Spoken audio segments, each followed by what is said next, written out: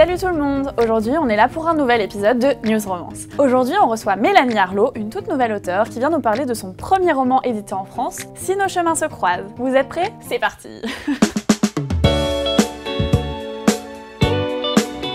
Salut Mélanie, comment ça va? Oh, I'm great, thank you. Mélanie, tu abordes des sujets qui sont assez lourds comme le deuil, etc. Et pourtant, tu en parles avec légèreté. Comment tu fais pour y arriver en fait? I try to be very sensitive of sensitive subjects, and I do a lot of research. I try as much as possible to speak to people who have gone through something like losing a loved one or the parents of an autistic child. So between the research and then really trying to be as sensitive as possible, the fact that this is someone's life and I'm not just appropriating this for entertainment. Alors ton roman, c'est une romance évidemment, mais pourtant il y a quelque chose de vraiment authentique à l'intérieur. Est-ce que du coup c'est un peu autobiographique? I think there's some of me in every book that I write, and with this one in particular, the character of Margot felt very similar to me. I am very much sort of a city girl, not a country girl. I had to Google how does a chicken lay an egg, and I was a little bit disturbed by the answer.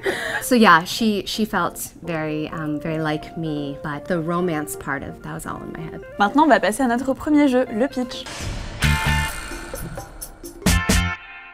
Alors Mélanie, je vais te lire 3 pitchs et tu vas devoir deviner à quel roman ça correspond. Premier pitch. Un jeune homme, son voisin milliardaire, vit dans une demeure somptueuse où il organise de grandes fêtes. Mais qui est-il? D'où vient-il? Que fait-il? L'été qu'ils vont passer ensemble va bouleverser leur vie. Is it The Great Gatsby?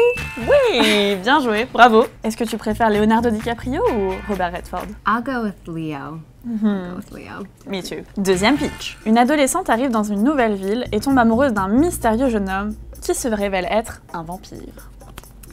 Is it Twilight? Oui. Dernier pitch. Pour son travail, une jeune femme qui vient juste de se séparer se rend dans une ferme où elle rencontre un homme qui ne s'est pas remis du décès de sa femme. Les deux personnages vont se dévoiler peu à peu l'un à l'autre. That one has to be After We Fall. Yeah.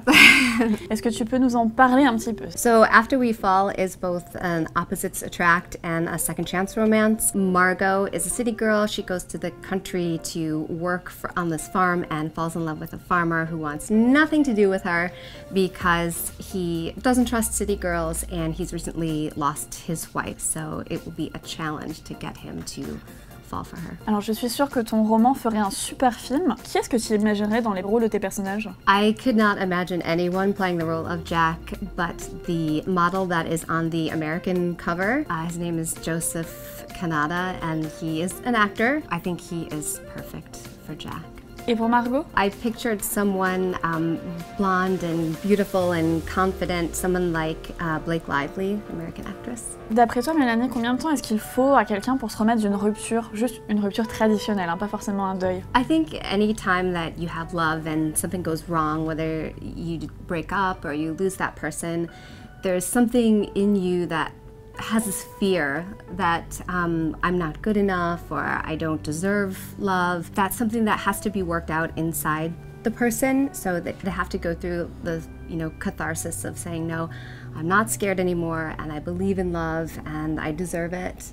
And then that's when it'll happen. Dans la vie, il y a des gens qui arrivent à se remettre d'un deuil comme ça, quand ils perdent la personne aimée, et d'autres qui n'y arriveront jamais. De quoi on a besoin pour se remettre d'une telle perte? I think that the courage to love again comes from the belief that you deserve it. I think a lot of people who have lost someone that they love feel guilty, and they have to move beyond that and think loving again doesn't mean I'm being disloyal to the person that I lost, and he or she would want to see me happy. Mélanie, toutes les histoires que tu as écrites jusqu'à ce jour sont très ancrées dans le réel. C'est des choses qui pourraient nous arriver dans la vraie vie. T'as déjà eu envie d'écrire de la fantasy ou du fantastique par exemple? No. The only other genre I would ever write again would be historical, but my brain does not work in fantasy or science fiction, and I think the writers who can write it are amazing. Si tu devais écrire sur une période historique, laquelle ce serait? Definitely the 1920s. When I first started writing, I wrote a 2-book series set in 1923, and I had so much fun.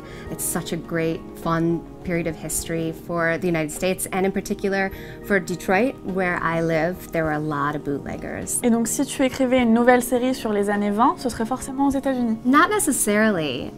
I think France has fantastic history in every age, but that time period is fascinating and wonderful too. Maintenant, on va passer à un nouveau jeu auquel j'aimerais jouer avec toi. C'est inspiré à la fois de Shakespeare et de Facebook. Ça s'appelle To Like or Not To Like.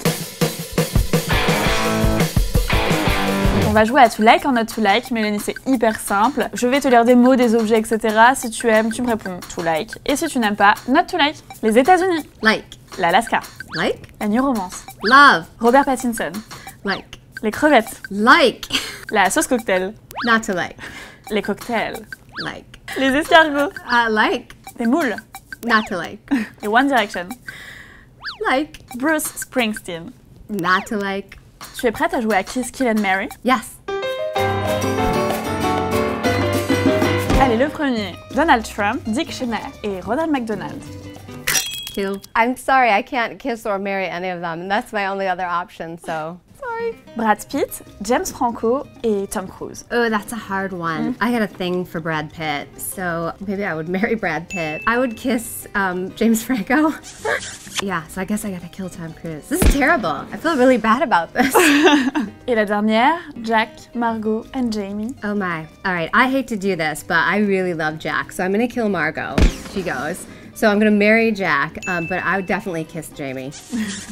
She'd be fun to kiss. On va passer à un prochain jeu qui s'appelle What Comes Next. Allez, c'est parti pour What Comes Next. Je récapitule pour ceux qui n'ont encore jamais vu l'émission. Je vais te lire le début d'une situation et toi tu as juste à compléter. Première situation. Tu viens de te séparer de ton compagnon. Tu as besoin de nouveautés. Tu rencontres un homme triste et agressif. Et tu tombes amoureuse de lui, évidemment. Tu l'invites et tu veux qu'il passe une bonne soirée. Et pour ça, tu as concocté le programme suivant. The first thing that I would probably do is cook something that he would love, because I think that food always plays a role in romance. And then I would definitely pour some French wine. I would wear a beautiful pair of high-heeled shoes, because I don't know any man that doesn't like high-heeled shoes. Deuxième situation. Tu écris un nouveau roman. Mais c'est un bide total. Les critiques ne l'aiment pas et les lecteurs non plus. Les gens te disent d'arrêter la littérature et les romans. Tu leur réponds. I'd probably say, I know you're right, but shh. Let's pretend that I know what I'm doing and I know how to write a book. La troisième maintenant. On te propose de réaliser l'adaptation au cinéma de Si nos chemins se croisent. Tu réfléchis et pour mieux cerner ton projet, t'inspires de l'esthétique et de l'ambiance d'un film en particulier. Ce film, ce serait... Any movie where the scenery played a big role. Something like Legends of the Fall or Field of Dreams, or I'm picturing Far and Away right now, where the setting that they're in is almost like another character. It's just as important. Maintenant, on va passer au portrait chinois.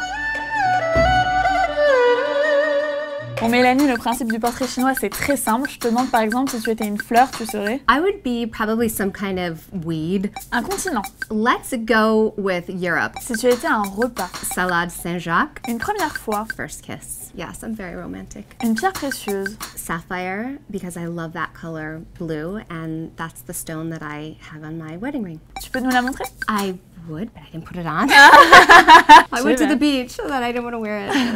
Une voiture. Ooh, I would be maybe an old convertible, like a 1957 Thunderbird convertible. I hope that car actually exists. I didn't just make it up. Le dernier, si tu étais un roman. Catcher in the Rye by J.D. Salinger. It's a little funny, a little sad, thoughtful. I'll go with that. Ok, merci beaucoup Mélanie, je pense qu'on en a appris beaucoup sur toi aujourd'hui. Est-ce que tu aurais un petit mot à dire à tous ceux qui nous regardent? I'd like to say that I'm so excited that my books are being translated into French. I can't wait to hold the copy in my hand and see the French cover and read French words, and hope maybe it will improve my French a little bit. If anyone wants to get in touch with me, I have a really great Facebook fan group, and it's called The Harlots, Harlots. And I'm there every day interacting with readers, and I would love to meet you. Super, bah moi je vais aller m'inscrire tout de suite, écoute. N'hésitez pas à mettre un petit pouce bleu, mettre des commentaires et partager cette vidéo. Nous on se dit à la semaine prochaine. Bye bye.